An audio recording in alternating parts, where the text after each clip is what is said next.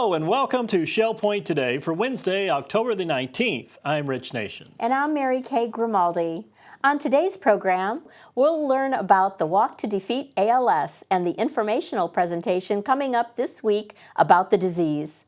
Ruth Deuber returns with another great recipe in What's Cooking at Shell Point. Hint, sauteed mushrooms. But first, don't forget about tomorrow when it's time for another assisted living tea and tour presentation. This one is at the Springs. RSVP is required to attend and learn all about transitioning through the continuum of care at Shell Point. We want to make this as seamless and trouble-free as possible, and that begins with visiting the Springs and learning all about assisted living with the tea and tour. The program begins at 2:30 in the afternoon tomorrow, and you can call 454-2077 to confirm your attendance. Also tomorrow, the Computer Club will hold its monthly meeting. Mike Peterson from Computer Medics returns to talk about new and innovative ways that scammers are trying to access our computers to steal our information or sell us unneeded software and services. He will explain how we're all being attacked and what to do about it. Be sure to bring your questions for this interactive session. The Computer Club will meet in the Manatee Room on the island at 2:15. Hey, Mary Kay, do you know what else tomorrow is? You're not going to sing for me again, are you? No, thank you. Pumpkin Patch Bingo is tomorrow in the Social Center at 1:15 p.m. What else is happening this week, Rich? Well, there's a great lunch outing in Estero, Mary Kay. It's called Flippers on the Back Bay. Named the best waterfront restaurant on the island, this casual, laid-back dining spot has exceptional cuisine, flavorful spices, and perfectly cooked accompaniments.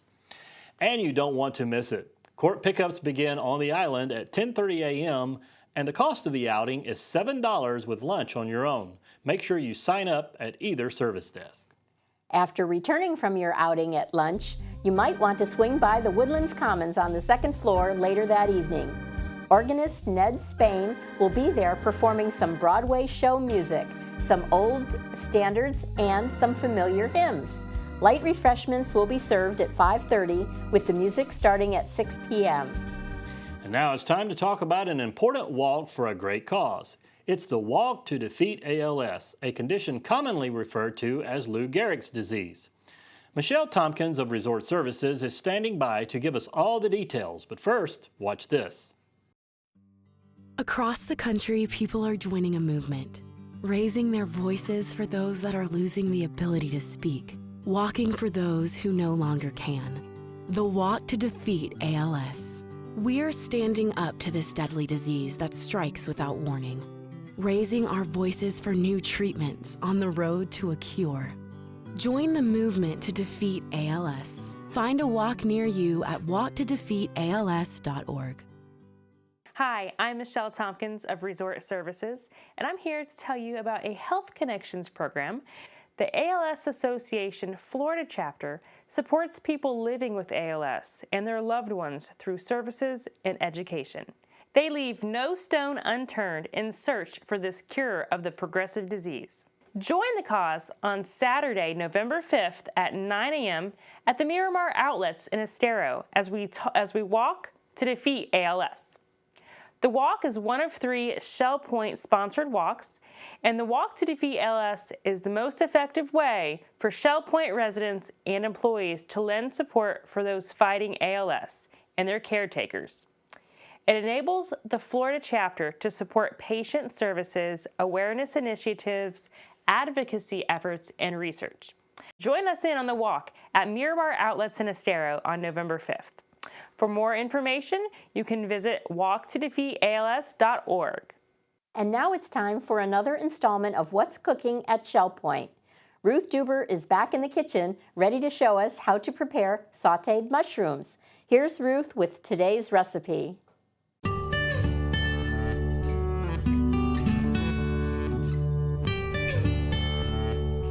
Hello, I'm Ruth Deuber, and this is What's Cooking at Shell Point, and my partner here. Hi, Ruth. I'm David Lee. Glad to be here. Okay. What are we cooking, Ruth? What are we cooking?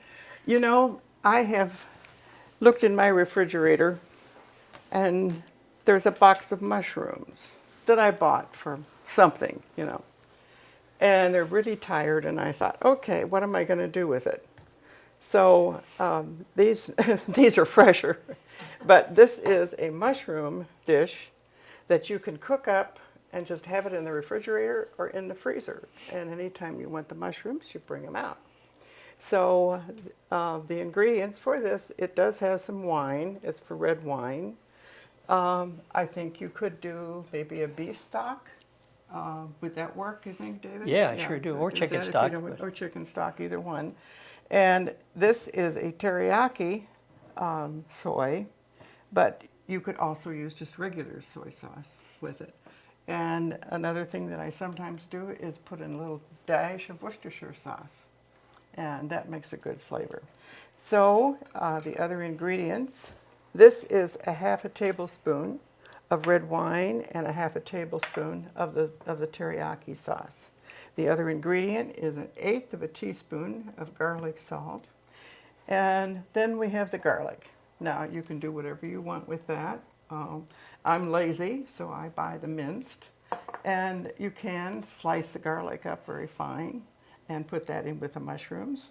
But as I say, I'm lazy. We're going to take this over to our stove. Okay, David, do you want to bring the mushrooms over? You bet. How about? No, I haven't measured out. Okay. Yeah. Okay.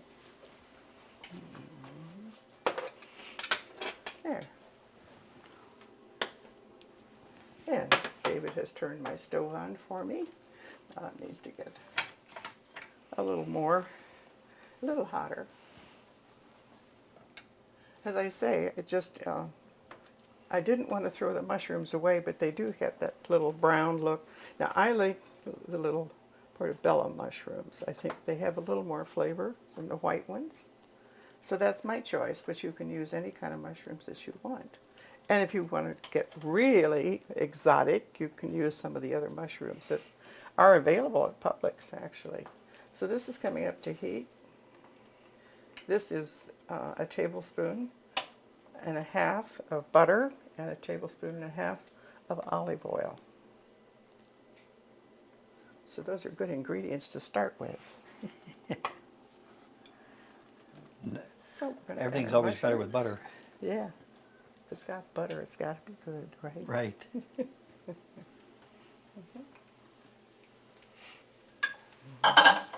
Now what we want to do is just cook these until they're brown. Now the garlic, I don't like to put this in until they're almost finished cooking. Garlic will burn. Have you ever had that experience where you put it in too hot and everything? So we're going to hold that off for a little while. There, they're starting. But I was so excited when I found this recipe because I often change my mind about what I'm going to serve, you know, or something, and then the mushrooms get shoved aside. So now I'll have them whenever I want them. So.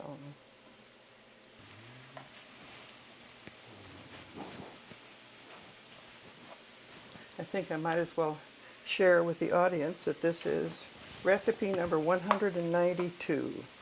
So we are getting close to 200.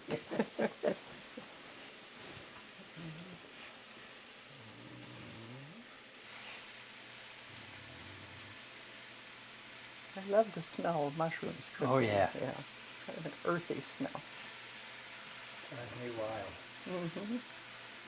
I want to see that in the tape. Now they're starting to get brown, so I am going to add the garlic now. And how much? I don't know. It's sort of whatever you like. So Ruth, as you know, I'm allergic to garlic. So I would Yeah. substitute shallots or onion. And that while works. it's a different yeah. flavor, Right. it'll do the same kind of thing for you. Just add some more flavor. Turn this down a little bit. Now I'm going to add the garlic salt.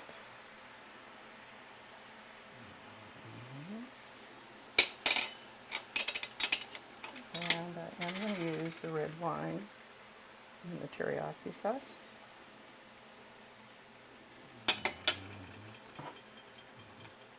And we'll let this cook down just a little bit. It smells good though, doesn't it? Yeah. I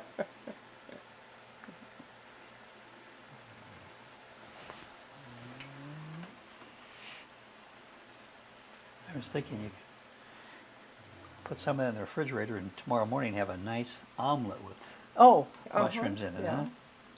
Well, I've had to be very inventive when I have mushrooms left over in the refrigerator. I must confess that I always forget about them and then I have to throw them away. Oh, no, so- well, yeah. Okay. So what I'll do, when these are finished, I will let them cool, and then I will put them in a container. And if I'm not going to use them right away, I'll just store them in the refrigerator or put them in the freezer, and I'll have my mushrooms for the next steak that I cook. How about that? Ooh. Yeah. How about tonight? Could be, yeah. So I'm just going to taste one here. Two. I think I'll pass. I know.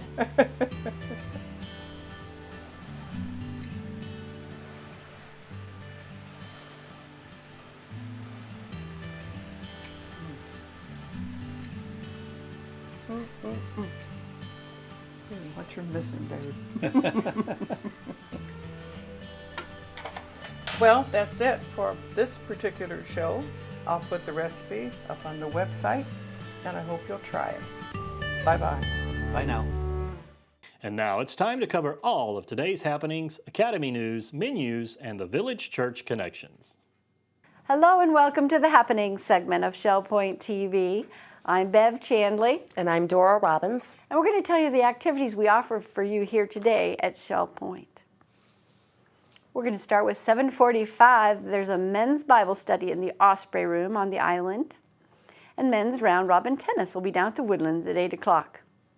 Also at 8 o'clock we have pickleball at the game courts behind the Resident Activity Center. Now Jurassic Travel will be in the Egret Room today from 9 until noon to help you with any travel needs that you might have. At 9 o'clock the Watercolor Group with Phil Hilton will be in the Art Studio. We have a card making and scrapbooking group that'll be meeting in the Tarpon Room at 9:15. And at 10 o'clock, the Ladies' Bible Study will be in the Osprey Room on the island. Men's match play tennis will be down at the Woodlands at 10 o'clock. And the Model Yacht Sailing Group will be at the Woodlands Commons Lake at 10:15. We have a Health Connections class at 11:30, Agility, Balance, and Flexibility. They'll be in the Health Club on the island. It's currently full. Now here's Dora. She's going to tell you what's going on this afternoon. Thanks, Bev. And we're going to start this afternoon out at 12:45. Strength and conditioning. That's at the Health Club. Sign up is required. At 1 o'clock, we have chess at the Library Lounge. We have the Model Train Room is open at 1:30 to 3:30. At 1:45, we have Balance, Stability, and Strength at the Health Club. At 2:15, we have Knitters Anonymous at the Osprey Room on the island. Jazz and Stuff at 2:30 at the Grand Cypress Room at the Woodlands. And 3 o'clock, we have Pilates Bar Fusion. That's at the Health Club. At 4:30, we have Indoor Bocce. That's also at the Health Club on the island. And at 5 o'clock, we have Singles Table at the Crystal.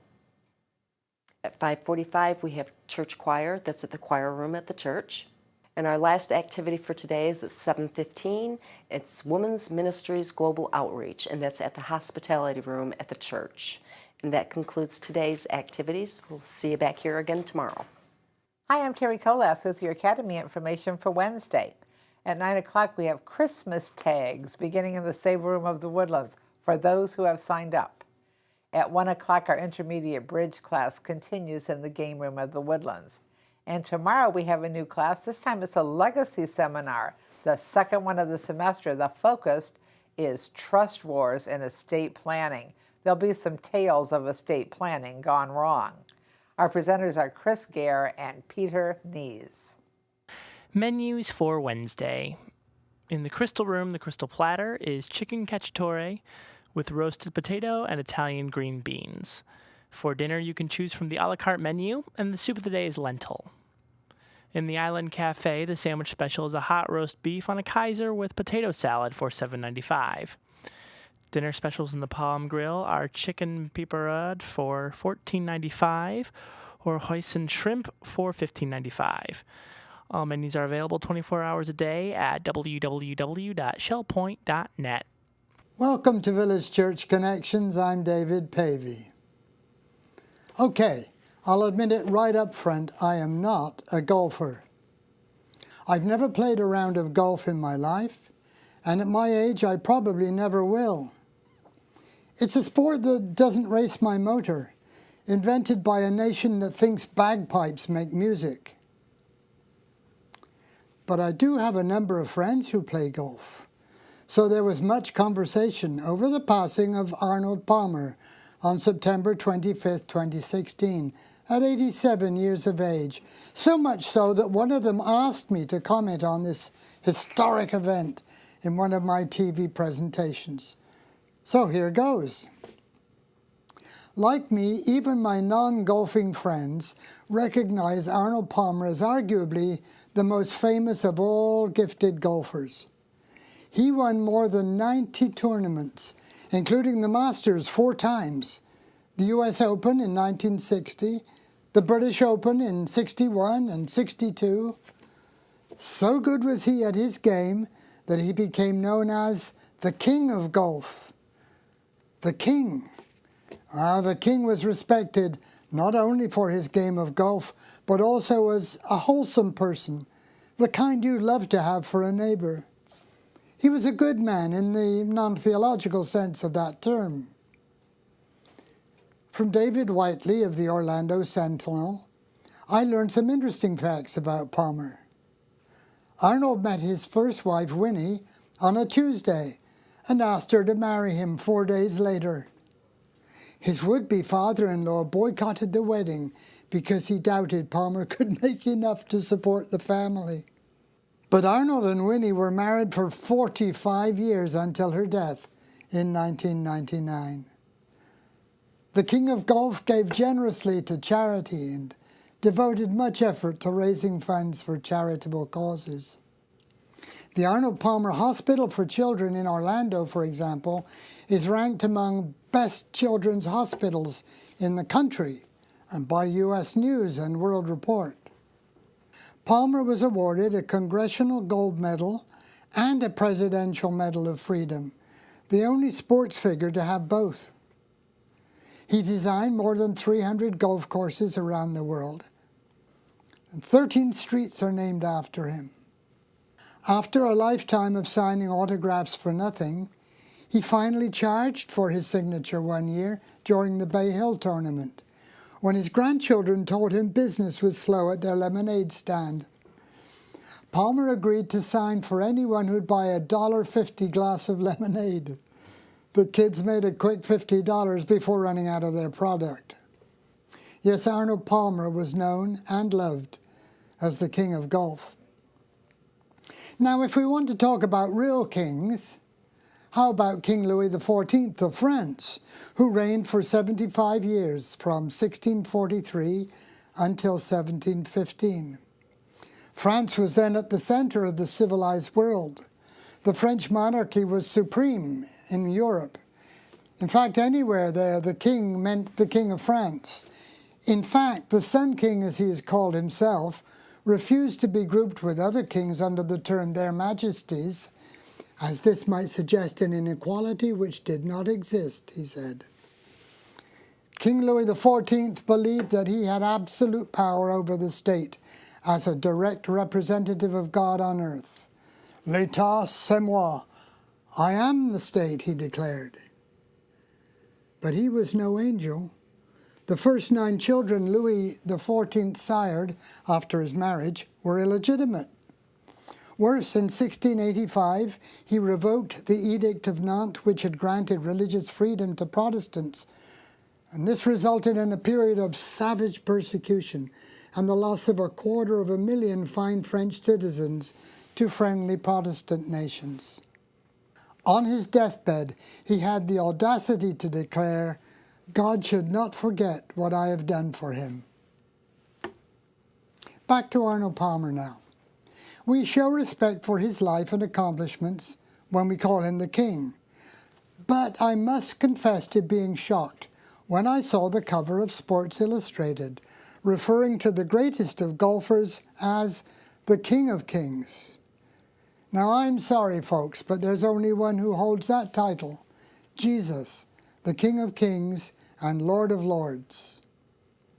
The Bible uses this term several times, King of Kings and Lord of Lords. It means that in the end, all other rulers will be conquered or abolished, and he alone will reign supreme as King and Lord of all the earth. There is no power, no king, and no lord who can oppose him and win. There is no higher authority. His reign over all things will be absolute and inviolable. He is far above all rule and authority and power and dominion. The Apostle Paul informed the church in Philippi, God exalted Jesus to the highest place and gave him the name that is above every name, that at the name of Jesus every knee should bow, in heaven and on earth and under the earth, and every tongue acknowledge that Jesus Christ is Lord, to the glory of God the Father. The Bible is clear. It's appointed for mortals to die once, and after that, the judgment.